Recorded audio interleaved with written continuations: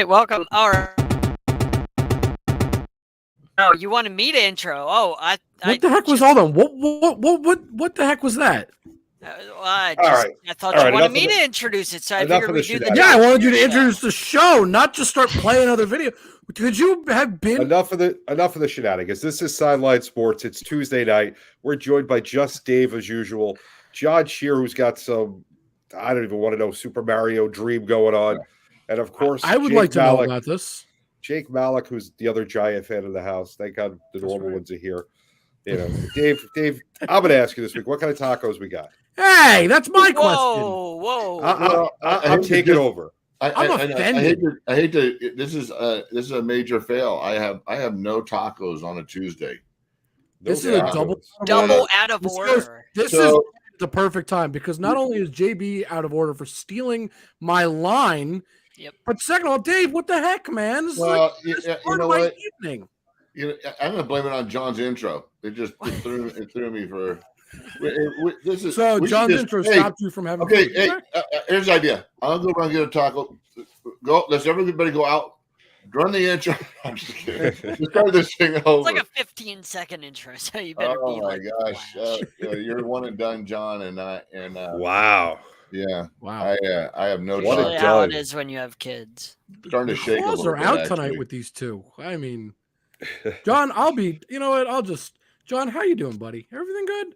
I'm doing great. I had a conversation with a friend who's an Oriole fan at work, and we talked about how the Aaron Judge contract was just completely awful for the Yankees, and it's going exactly how we had planned. So if that's what you're asking, yeah, that's how I'm going. Well, just basking in the glory of. That I have really a wasn't feeling what I that this is expected going to to happen begin many with. times tonight. Me muting John. It's going to be many times. I was expecting to discuss football probably a lot today because there's a lot going on. We're going to talk a lot. But no, John, you have pushed my buttons, and we are less than 3 minutes in. And now I need to destroy you like I destroyed you last week, and I'm going to tell you why that is one of the most asinine statements you could have made. Thank you very much.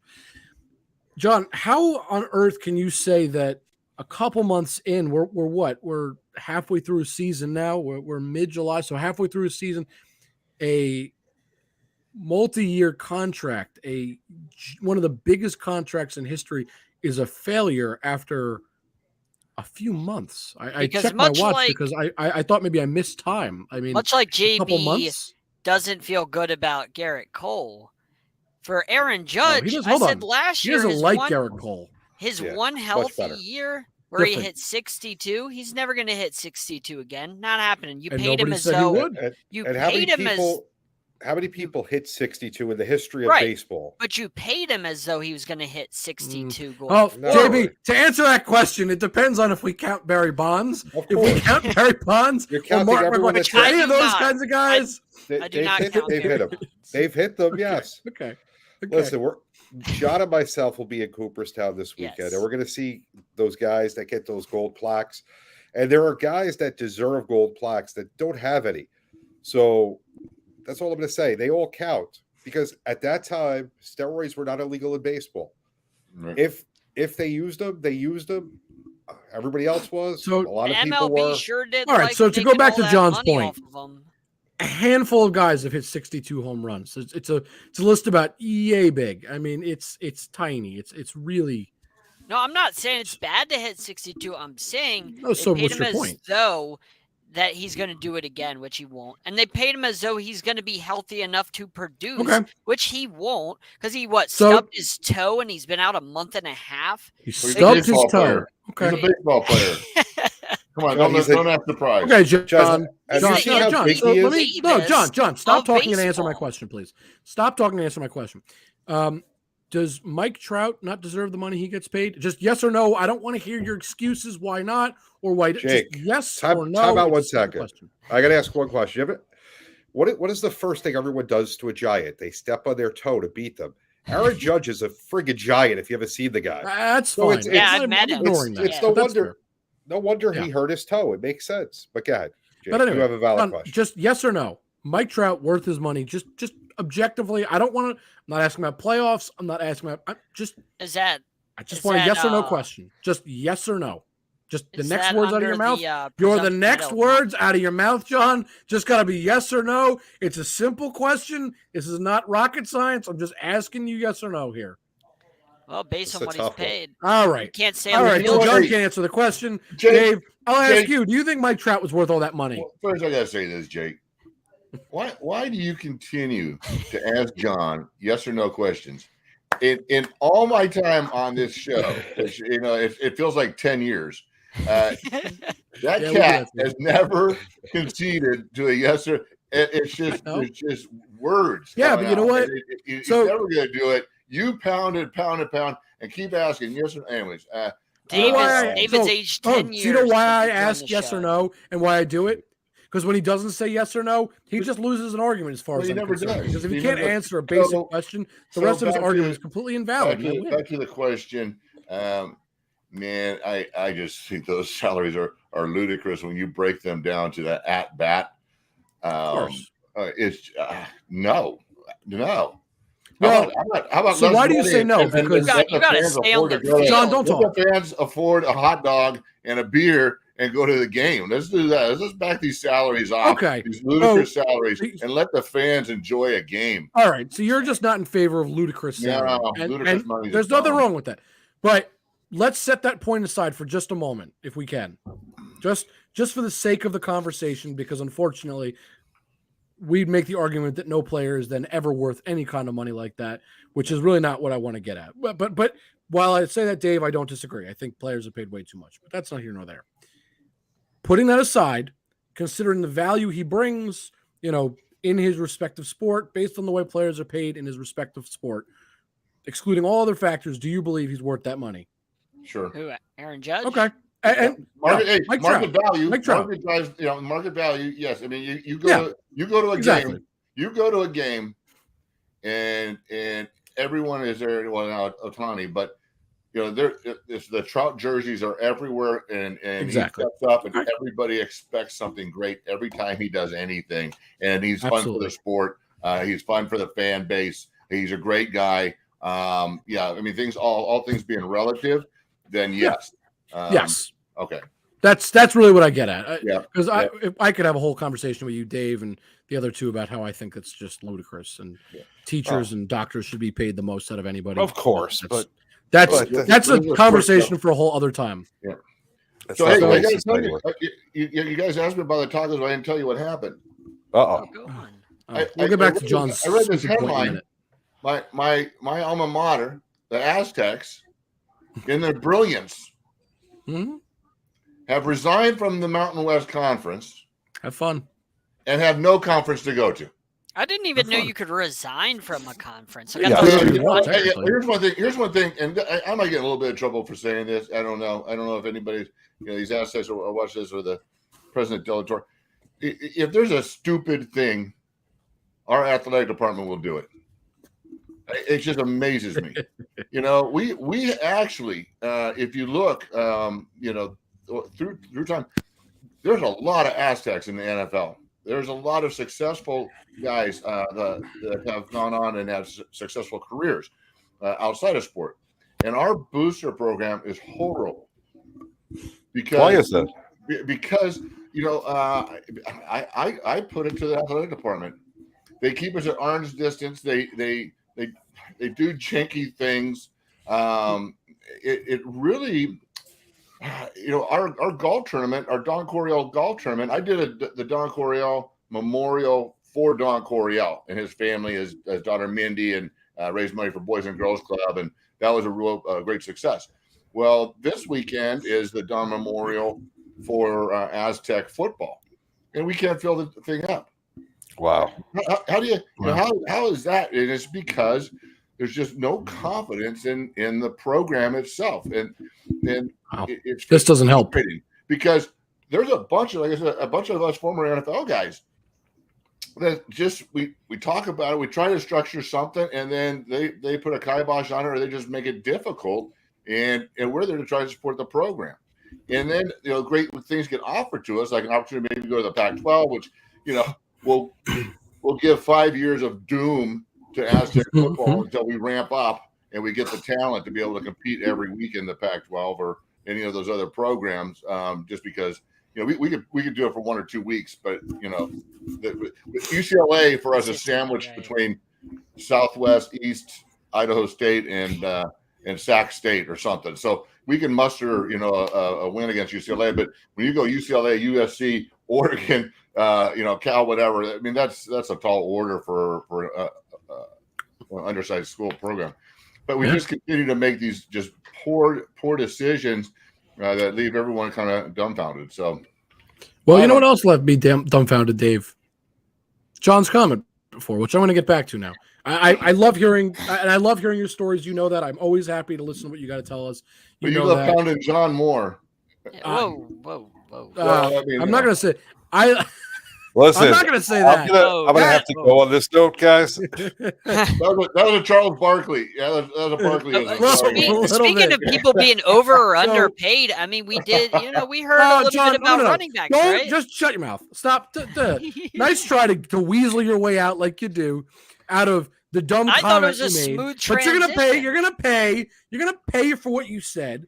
Just like the Yankees had to pay for Aaron Judge, just like everybody in every sport ever has to pay for star players like that. That's just kind of how it works. Yeah. So we'll talk about what you want to talk about in a minute, but we're not going to just ignore the ludicrous statement that you made because he got hurt one time in his first season. He's been hurt a lot in his career. Of this new contract. Open your ears. Do me a favor and open them. We need to use our listening ears today because I said of the new contract, John. I'm not saying in his career. I'm just talking about the contract. The fact that you can sit here and have the audacity to say one of the best overall hitters in baseball the last 5 years, one of the best home run hitters the last few years, one of the best defensive players the last few years. You can argue because you don't like him. You can tell me that you think it's an overpay. You can give me all the baloney excuses you want. But whether you'd admit it or not, the rest of us on this panel know if Aaron Judge would have been an Oriole and you paid that much money, you would have been running around your neighborhood naked. You would have been so excited because he is one of the greatest players in baseball right now. And for you to sit here and argue that he's not worth the money is beyond me because you wouldn't answer the question, so I just had to ask Dave. What good are you if don't talk to me. I will talk to you after. Dave answered the question and you wouldn't. So this is what you get. If you would have answered my question, yes or no.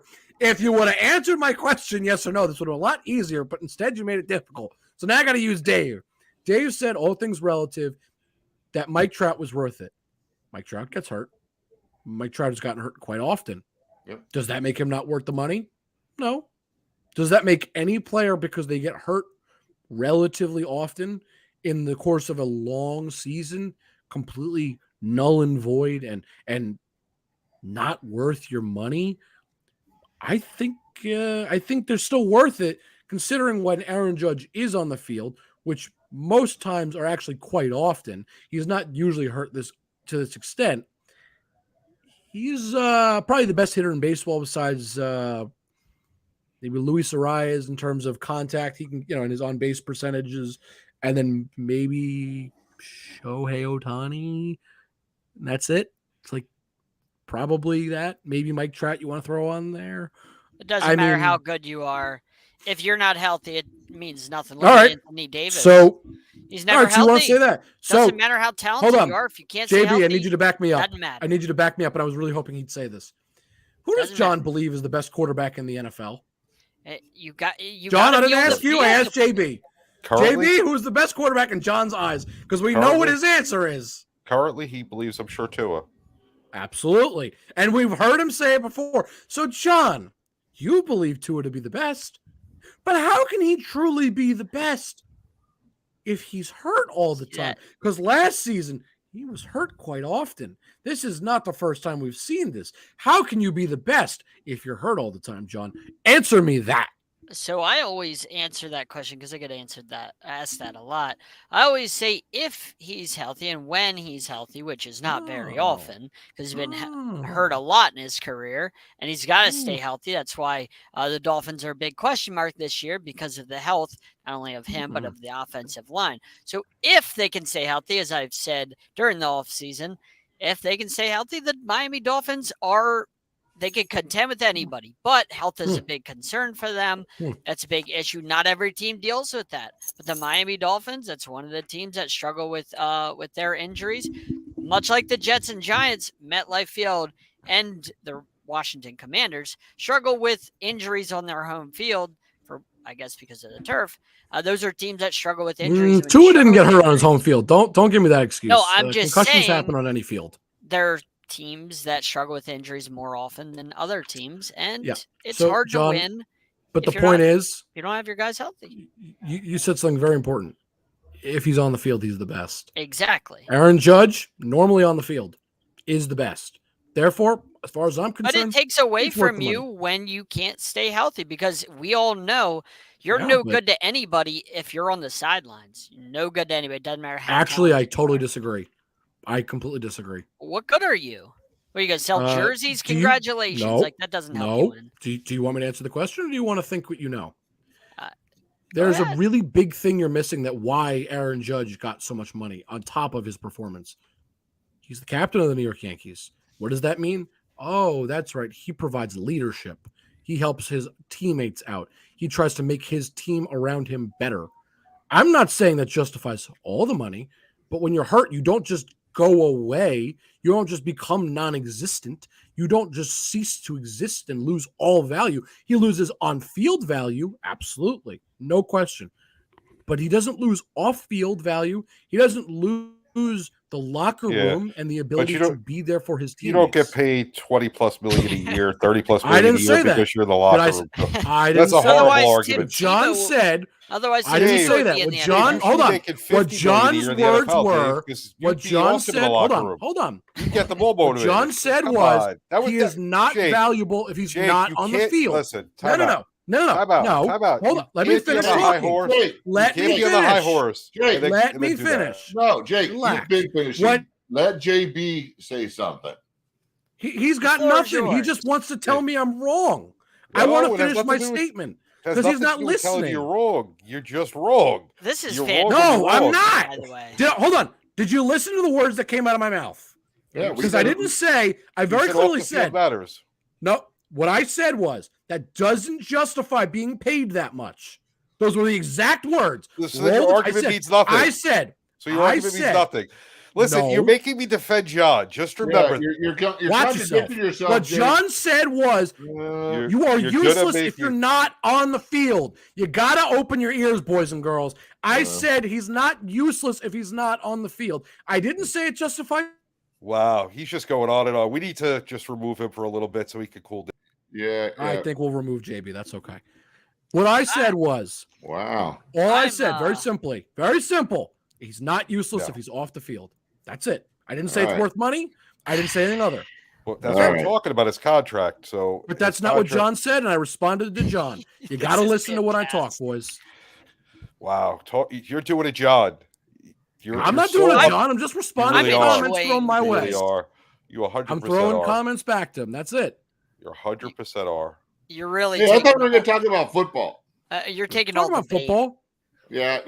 Let's go football. Yeah, we've kicked that contract to death. Let's go. All right, speaking of contracts, what about these running backs? I talked a little bit about it on John Cheer show last night, but what do you guys think about this? Is that a new show, by the way? I don't know. I'm not sure yet. I just was playing around with ideas. I like the name of it, but go on. A shameless plug nonetheless. Yeah, shameless plug nonetheless. Well, hey, give us that for instance. JB, do you want to start us off? No, go ahead. It was you had a. Oh, sure. Okay. I mean, I talked about it last night. So, I mean, all these running backs are upset because they realize that their value is 4 years, 5 years at most, and then they're no good. They're getting tossed to the side because once their rookie contract runs out, they want to be paid, and these GMs don't want to pay them. Austin Eckler said it on the Zach Gelb show today. He had said that the Chargers tried to trade him in the offseason, and they wanted high draft picks for him, like first-round type of draft picks. He didn't say exactly what, but he said high draft picks. And then he said, isn't it funny, and I'm paraphrasing, he said, isn't it funny how they want to trade me for high draft picks, but whenever it comes to paying me, I'm not worth my worth is no longer those high draft picks. Yeah. I thought that was, that's spot on. Like, great comment. Yeah. And somebody that's, he's pretty durable. And, when you guys were talking about off the field value as well. And Austin is a young man I've been able to get to know actually a little bit, and very giving to the community, very giving to people. I mean, he's one of those on off the field leaders, great guys, somebody you would want on your team. And the Chargers tout the fact, their head office touts the fact that they go after character, weigh character higher than athletic ability when looking to bring players in. So that there's a lot of contradiction going on there as well. To his point, they want a lot for him, but they won't give it to him. They want it for him, and they'll get rid of him. But he's one of the great character, great players, all round players, and it doesn't make any sense. Pay the guy, and honestly, the thing with this running back position, it is proven. It's they come out of the gate, they have some great years, and it's just not a long-term position at a very high level. Very few. I mean, Walter Payton did it. There's a few that have, but So Dave, I want to throw a stat out at you. Austin Eckler has 29 receiving touchdowns right now in his career. He's 8 away from tying Marshall Faulk for the most in the history of the NFL for a running back. Yeah. 8 away. In all honesty, Marshall Faulk for most in the history of the game for a running back. That's insane to me. What did you have to say? Eckler's one of the best running backs in the game, if not one of the best offensive players. The way he changes the game. Yes. Yeah. If we're talking touchdown. Yeah. If we're talking about as a runner, he's not the best. But if you're talking about just at his position, it's him or McCaffrey. It's like LaDainian Tomlinson. He does a lot of both, the receiving and running. And he's pretty good at picking up blitzes, too. Like, let's not forget that. He's a smaller guy, and he picks up blitzes really well for Justin Herbert. All-round player. So, yeah, that running back position has been something that I've seen, time and time again. And, Sean Alexander's another great man, a great man of faith. But he had a bust out season and, set the record for touchdowns, huge contract, and then just didn't do anything. They had a couple more years. I don't know how many more years in the league he had after that, but it's a notable drop off for running backs. It's just because they get punished. A receiver gets how many catches a game? 8. A running back's running 30 times into the meat of a defense. Not only a receiver's going against another little guy, and if he gets tackled, and every once picking in a up while they get blitzes racked, too. But, think about it. How many carries a game does Eckler average? Because he's not a prototypical 1980s I formation running back. Or single back. Right, he's not a Henry. He's not a Henry getting 25, 30 carries. So it's possible he could play for a few more years because of that. Yep. Well, there's one really glaring issue, which is why he's not getting paid.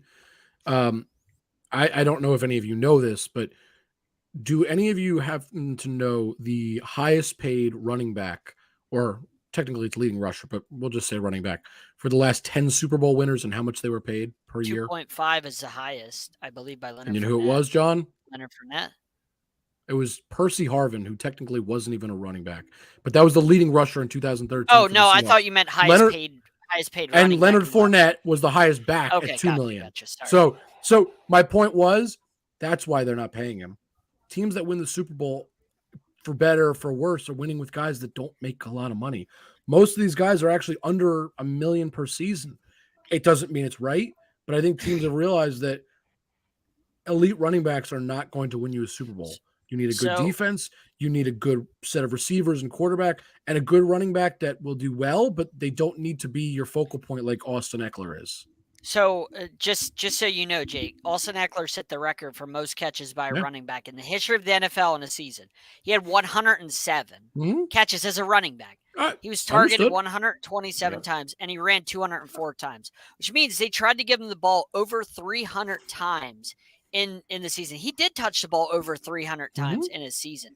He had, if you put his receiving numbers together and his rushing, he had over 1,600 yards together. Yeah. And then he it was like 20 touches a game. No, I no denying he is phenomenal. And he had 18 touchdowns. Like, you will not hear an argument from me that I think he is top 3 in running backs. The only guys that are even up there with him, like I said, are McCaffrey.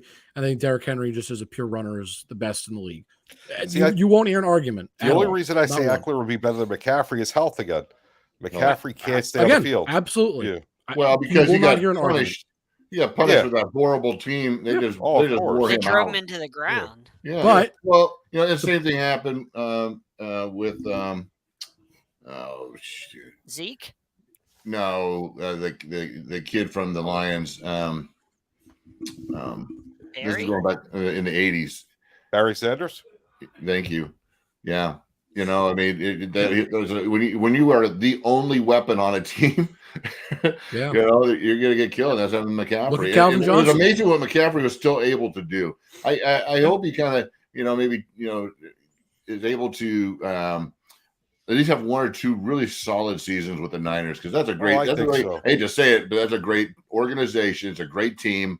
They have a lot of weapons, fit, and it really is. And he's a great kid, and it'd be nice to see him, stay healthy and really show what he can do. I was a big fan of his dad. He's amazing to watch. I was a big fan of his dad growing up too. I loved watching his dad play for the Broncos. Mm-hmm. So he was a great player too. So yeah, I think a good family.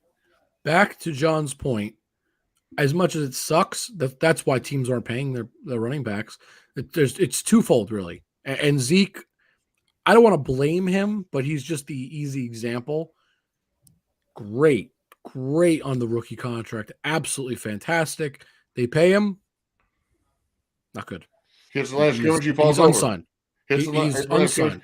I tell you, running backs, all the specialty guys should be. It used to be all incentives. It used to be a decent contract, but man, if you rushed for 2,000 yards, you're getting $2 million. These guys know with all this guaranteed money, you can run for 26 yards and you're getting your $2 million.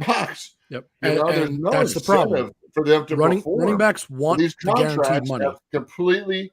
I think, I don't know. It's not decimated because these guys still are playing for championships and pride and so on to make more money on the guaranteed side by performing, but it doesn't always translate. They don't have to. They can get the big contract and say, okay, I want to walk when I'm 60. I'm good. I'm going to, cash in, spend a couple, 4 more years, put a little effort in, but you can see it's absolutely not the same effort at all. But you know what? To your point, Dave, the problem with that is they want to be paid like they just were the top running back, right? And then they phoned it in with that effort. That's why teams don't pay them. I mean, I think this all started. I'm not blaming him. I think it started with the Todd Gurley contract. Because the Rams gave Todd Gurley the money, and it's not Todd Gurley's fault. He had arthritis in his knees. I mean, if Todd Gurley stays healthy, he's going to be one of the best running backs in the history of the game. He was so good. So have you guys met Todd? No, I passed by him last year at the NFL draft. Okay, I met him at an NFL health checkup event. I got a chance to sit and talk with him, but when I'm standing across the room and looking at him, I thought he was like a D lineman. And I walked up to him and I'm like, oh, "Holy, you're talking, you're freaking huge." That guy was that dude. I mean, it's amazing taller to me than the you size expect. of some of these guys. I would love to meet Derrick Henry because he's going to look like an offensive lineman. I was going to say he's even bigger and scary. Yeah. Oh my gosh! But I was really, because Todd on the field did not look that big because he's very nifty, very light of foot. Great out of the backfield. And I agree. I mean, he actually 1 year in my fantasy, he was racking up like 40 points a week. I think he single-handedly won my fantasy for me. So. And I think I had him and Kamara on the same. Oh my gosh! Wow. I won. But I wonder why.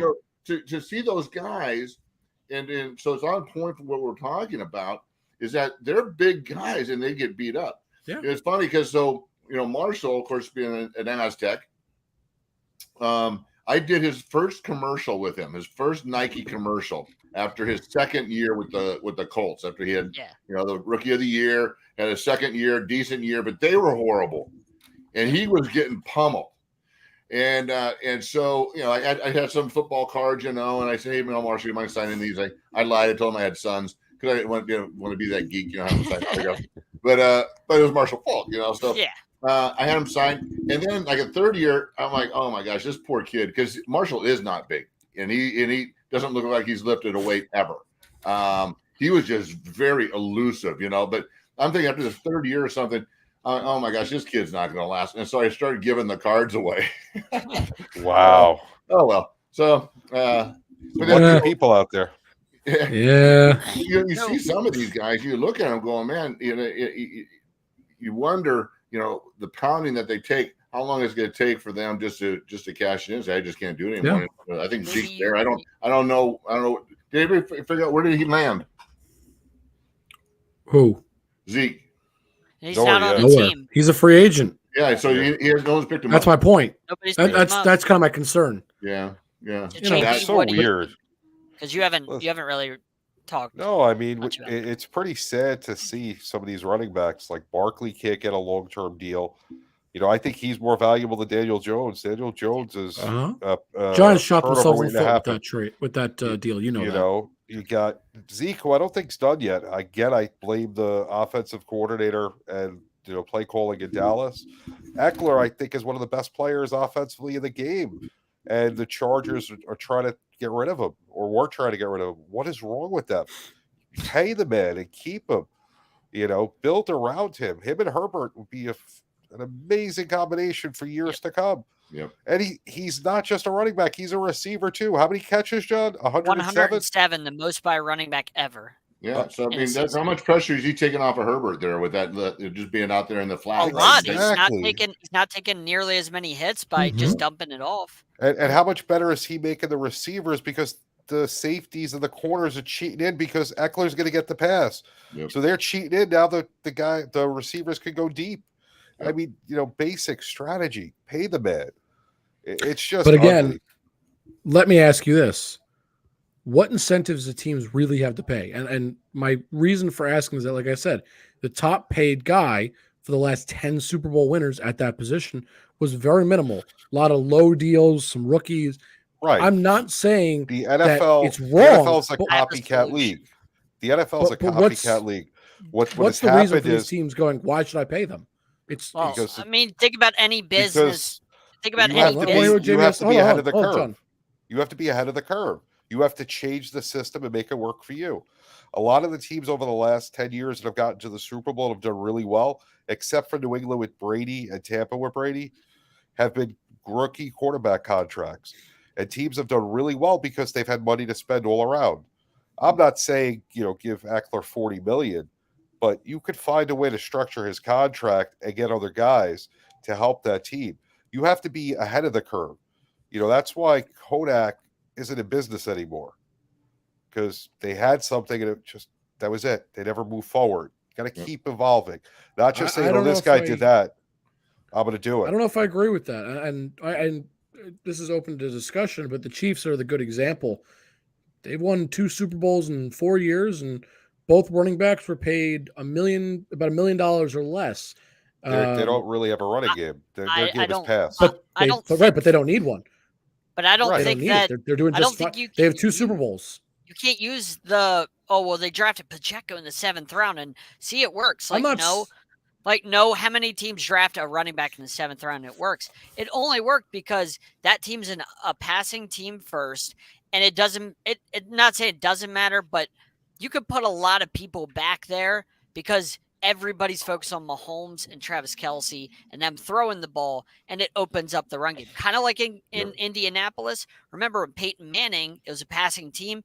Joseph Adai, who I liked, he had lanes the size of a Mack truck all the time to run through because you're only worried about Peyton Manning and Reggie Wayne and Marvin Harrison and those guys, so nobody's paying attention to the run game. Right. That's how it works in Kansas City. Well, that's why let me ask a better question. Maybe the Cowboys paid Zeke. Where are they now? I don't see them winning franchise. And so just to your point of getting out of the curve, right? That's a team that paid a running back heavily. He's gone. What did it get them? I didn't see anything happening.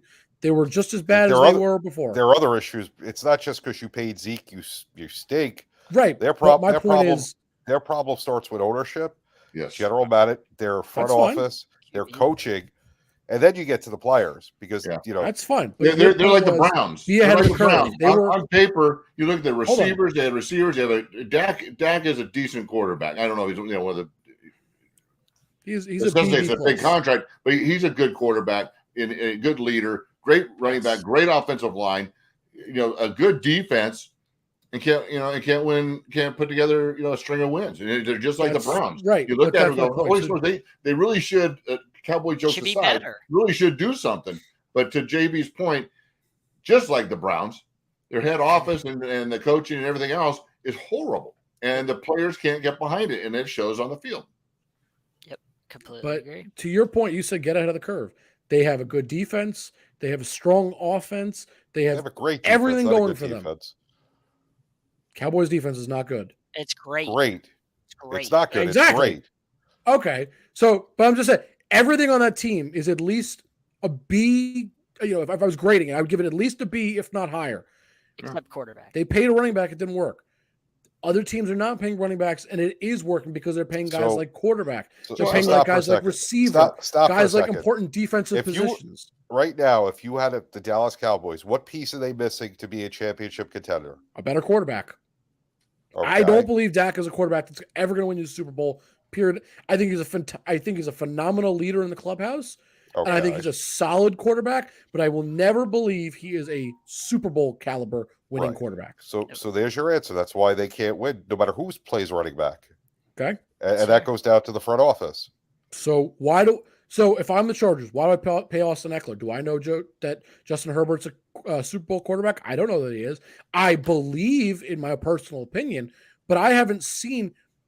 He's had Austin Eckler. He's had a healthy Mike Williams. He's had a healthy Keenan Allen. He's had all that.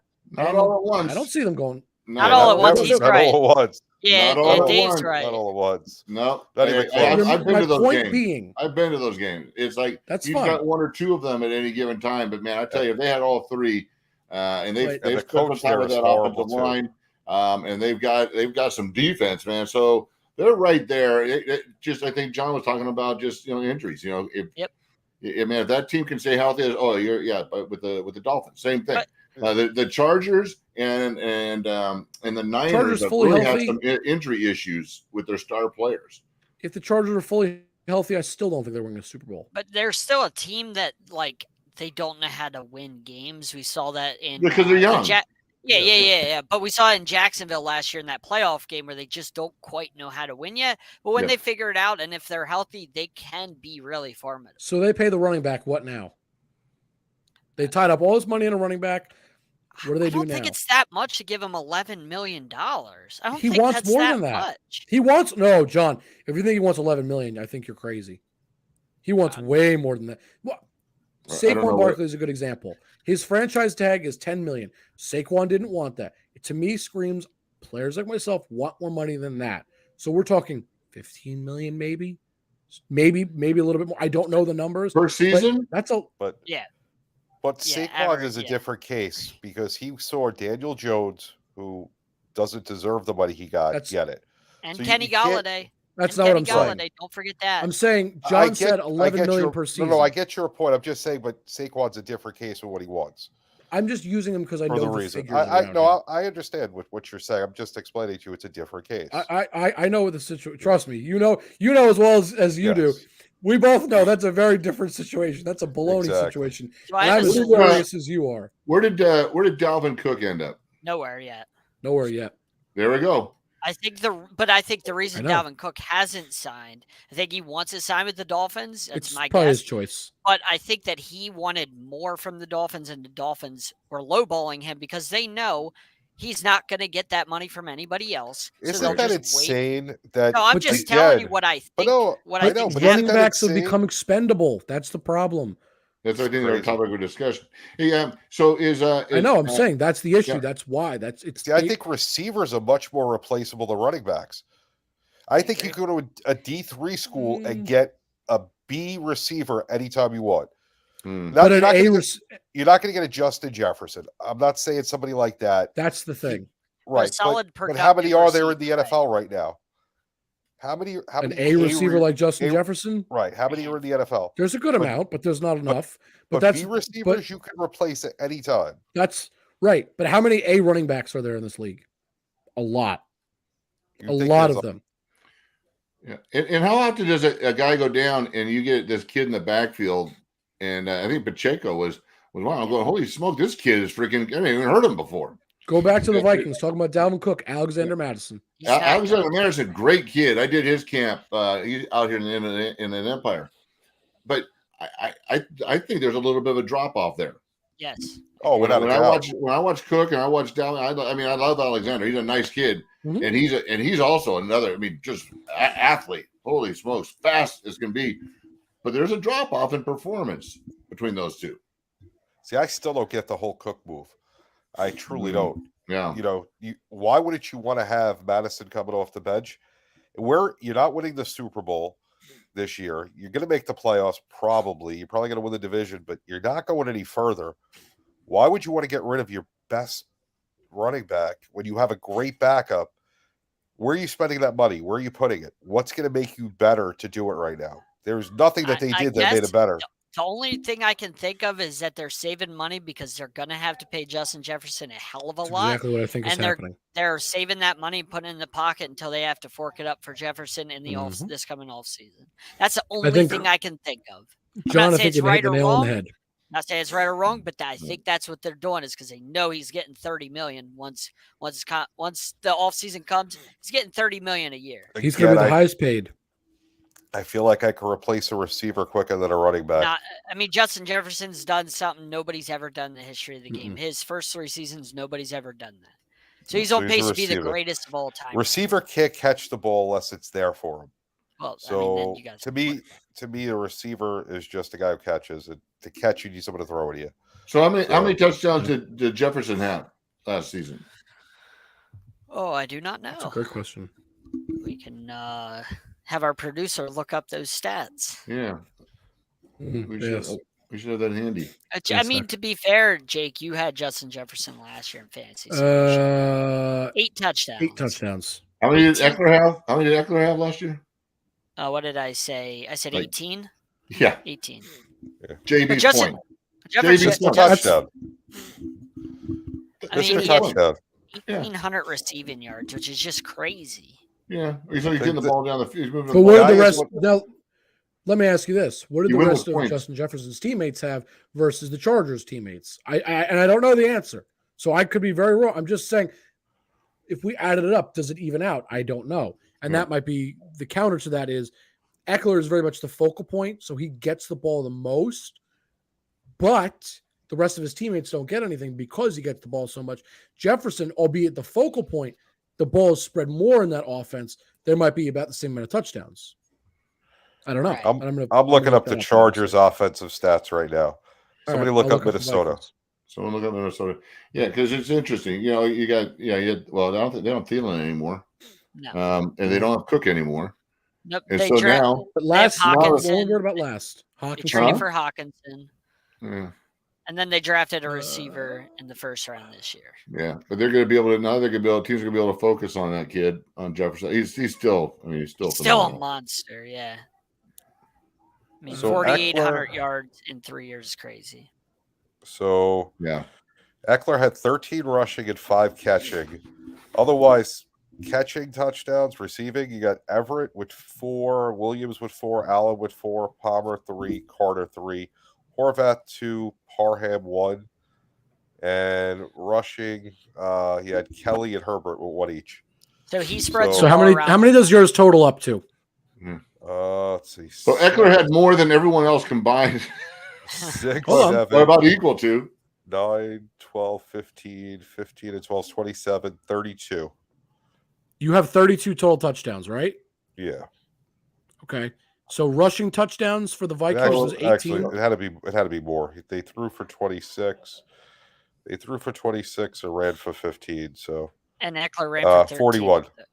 Okay, so there's my point. So that gets to my point. Thankfully, the Eckler had 18 touchdowns. That's how many rushing touchdowns the Vikings had, but the Vikings also had another 30 total touchdowns for 48 total touchdowns receiving. So Jefferson only received 8 of those, but the team as a whole was very well balanced in the passing game. So my point to that is, Eckler is very much the focal point of his team, no question. He had more than half of his touchdowns because the team focuses on him.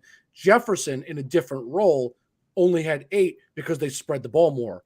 That's my point. So it doesn't mean that Eckler is invaluable. It just means he's very much become so valuable because they only focus on him. Check. If they if they focus on other people, no. If Eckler wasn't focused, if you didn't give the ball to Eckler so much, he probably had more touches than anybody by so much it's ridiculous. If he didn't have as many touches, he wouldn't be as valuable as you're arguing. That's my point. He gets all the work, and they were a very pass-happy, they had to last happy year team. Because Dave did mention that they had a lot of guys that were injured quite often. So he kind of had to, because it was always Keenan Allen's hurt, Mike Williams is hurt. No question. Somebody is always hurt on that team. Justin Herbert was hurt last year. Not denying. Like, everybody was hurt. Maybe not all at once, but it was just everybody was always hurt. And Austin Eckler was like, yeah, I'm always here. Yeah, and that's fine. But my point is, I'd be up to give him $30 million because he's Mr. Touchdown, and Mr. And when Reliable. he crumbles to dust, you can deal with it. My point was, he very much was the only person in that offense that got the ball as much as really more than anybody. So to say that we had all these touchdowns, yes, because he was the only guy getting looks as far as I can hear. Like based on the numbers you told me, the other guys were getting. Palmer had 107 targets. How many touchdowns? Well, that's not. We're talking about targets now. You said touches. I'm just asking you about touchdowns. That's what I asked. I just want to know about touchdowns. He had over 300 touches. He had 3 touchdowns. That's my point. So you were arguing about all these touchdowns Eckler had. Eckler got the looks for the touchdowns. That's all my point was. How could you tell? How do you know how many times Palmer was targeted in the end zone? We don't know. We don't have that stat. Austin Eckler has more than half the touchdowns. It sounds like he was targeted the most. He was targeted 127 times. 127 times. It's a logical conclusion you can draw that, he had this many touchdowns. His teammates had only a few in comparison. Play guessing games. Without a stat, I'm not going to say that. The guy has 107 targets. The argument's null and void on both ends. Yeah, he had about 20 touches a game. How many catches a game did Jefferson have? He had 128 catches. So 20. He had 21 more catches. About 10. About 10. No, just about 10. Again, Austin Eckler was a check down back consistently. I think he's fantastic, but that was what that team did a lot. Like I watched the team all year. He was I'm just looking at the disparity. Like, everyone's balking about giving him 11, and it's like no brainer to give Jefferson 30. But then what are you getting for that money? And it's like, you're getting something. But man, I don't. Because I can put somebody else on the field that's maybe not as talented, but I can give somebody else check down passes.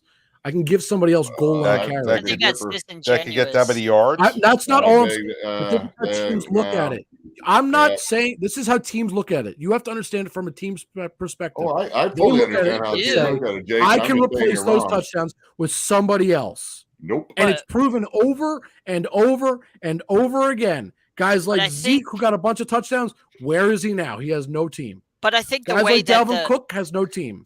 I think the way that the three of us are coming at it is we're looking at it from a realistic reality point of view, not owners' realistic point of view who are just trying to cut corners. Like we're looking at it as these guys deserve to get. If you're going to give me the ball over 300 times and ask me to pick up blitzes on a linebacker like Fred Warner, have me keep doing that. Or Nick Bosa comes in, you ask me to pick up a blitz on him so you can throw the ball downfield. Like I want to be paid my money, and rightfully so, because offensive linemen get beat up, so do running backs. So I'm not denying that. I'm just talking strictly about offensive production. That's all I was talking about. Hey guys, are we going to get Raphael today? No, he's not coming on tonight. Doesn't look like. So, and I hate to keep changing the subject, but the Open is this week. and I'm in a golf mindset. I just booked Coda de Casa for our second annual First and Goal Project Celebrity and Veteran Golf Tournament. I'm in a golf mood. But the Open's coming up. Rory just came off a win in the Scottish Open, and Ricky Fowler's still playing some golf. He's on the leaderboard each week. Do you guys have any thoughts on the Open? You guys don't care about golf? I like playing golf. I like playing golf, which I'm not very good at it, but I enjoy playing it. I was just wondering what the odds were. If Scheffler, because he's playing Rahm, and I was wondering where the names were coming in. That would have been interesting. So odds for you, Dave. I'll get it for you in a second. Yeah, I got Rory McIlroy's got to be the odds on. He's playing some great golf, and that's his. That's where he's from out there. So, give me 1 second. I'll get the odds. But who do you like to win, Dave? And where's it being played? I don't know, actually. Not sure. Yeah. Let's see. The Open Championship. Right now, for winner, Scheffler is plus 700. McIlroy is plus 800. Rahm is 13. Koepka is 18. And Cantlay and Smith are both 2,000 to 1. Wow. So, there's some money to be made. Huh? Yeah, that's just for winner. I mean, if you want to bet who's going to win, throw a dart at the thing. Fowler's 25. Spieth is 3,000. Yeah, Spieth's struggling. But Rory's 700. Huh? I mean, not bad. That's. I mean, that sounds like. Yeah, Rory's 800. Oh, you guys are betting on this weekend. I'm gonna put $1 on that. There you go. I don't know. Parlay. Hey, what's worse it happens. All right, here goes my prediction right now. I am going to pick Tommy Fleetwood for the win at plus. Okay. He's playing good golf. He's got to be like 3,500 to 1. 25. Okay. These are all the DraftKings odds. The quickest thing I can pull up at the moment. Yeah. But they'll all be pretty much about the same. No one will be too far off that. Yeah. Maybe 100 off here or there based on what book you're using. So before we go, I wanted to give you guys my solution to what we had just talked about with the running backs. Because I have a solution. Nobody else has come up with a solution. I'm scared. I'm scared. This is what I think, and I think it could work. It'll take some finagling, obviously, mess with the details, but I think the NFL should find, because the running backs want to talk to the NFLPA, and Dave, you know all about the NFLPA. They want to talk to them, and I think that there should be, if this is possible, like salary cap. Find a slot for the salary cap where the running backs only count for 50% against the cap compared to what they normally would. So if they count 10 million against the cap, so if they count 10 million against a cap, they would only count 5 million against a cap. So why would the wide receivers count as 100%? That's not fair. Hold on. And what happens to the other 50% that doesn't count against the cap? What happens? It's just, if you're paying a guy 10 million, thin air? It only counts as 5 million against the cap. That's it. Well, my solution so is it to gives go you back. an opportunity to pay these guys. Yeah. You know what I mean? No, like, that's just going to make it worse. I think cap. it is never going to happen either, John. Is we go back to if you earn it, you get paid it. And so my second season up in Seattle, my first year up there, my rookie year, the big story was Kurt Warner the year before had won the rushing title, and with that came a big check, and then all those things all those milestones he hit to win the rushing title, and then All Pro, and then it's like he made another $1 million. And back then in '88, that was a lot of money. Yeah. And then he took the offensive lineman out with a stack of hundreds like this and said, "None of you guys are going home until we spend all this money." Won't tell you where they went. But they don't do that. You don't know that. They don't do that anymore. There's no incentives anymore. And that's that's where I see this whole problem. The solution is, hey, Austin, you really believe you're going to perform? We'll give you $5 million, but another $5 million in incentives. You just got to perform. And I'll tell you what, the game would talk be to your boy Austin. Got back to that. Talk to your boy Austin, because guys, are offered those contracts from what I hear, and they don't want that. They want guaranteed money because they want to make sure no, that they're because taken everybody care else of. is getting it, because the other guys are getting it. Because you put that on the table once, everybody wants it, and that makes sense. But it's also because they know that owners are willing to get rid of them so quickly. So I think they're like, hey, we need to get paid. We need our money. And I understand it. The solution is to get rid of the salary cap because it's a revenue sharing league. It's a revenue sharing league anyway. Everyone gets the same amount of money. You can't spend more than your revenue share. Whatever the league comes out to, if it comes out to whatever, it's a soft cap. You could spend up to that, do a luxury tax if you go over.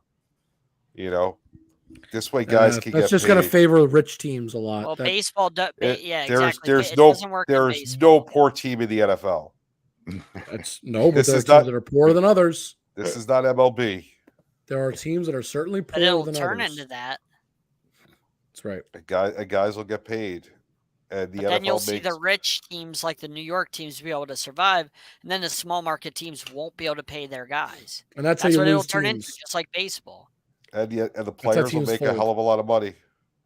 But I'd rather more teams than anything right now. I'd rather the product be more diverse and better if we can, as opposed to just a couple of really talented guys get paid a boatload. I don't know. I'm never a fan of a salary cap. I think to tell me that I can only make X amount is crazy.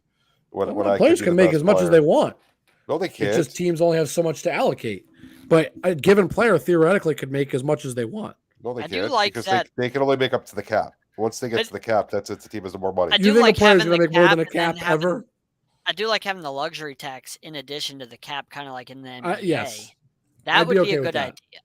If you could I was just thinking about listening to this conversation we've been having, and isn't it a shame that we're talking about these players and we're talking more about their money than what they do on the field? And I remember, I'm just a 70s, 80s football guy, and we talked about how many tackles they made. We talked about how they'd hit somebody like a Lambert or a Ham or and OJ rusher for 2,000 yards, and LT would just light up a game. No, everyone knew they made a few bucks, right?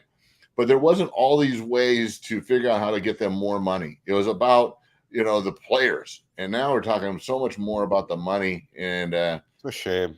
Yeah, it is. It's the day and age we live first in. of all, I don't understand it. You guys are much more well versed in it than I am. You talk about salary caps. I frankly have no clue how they work.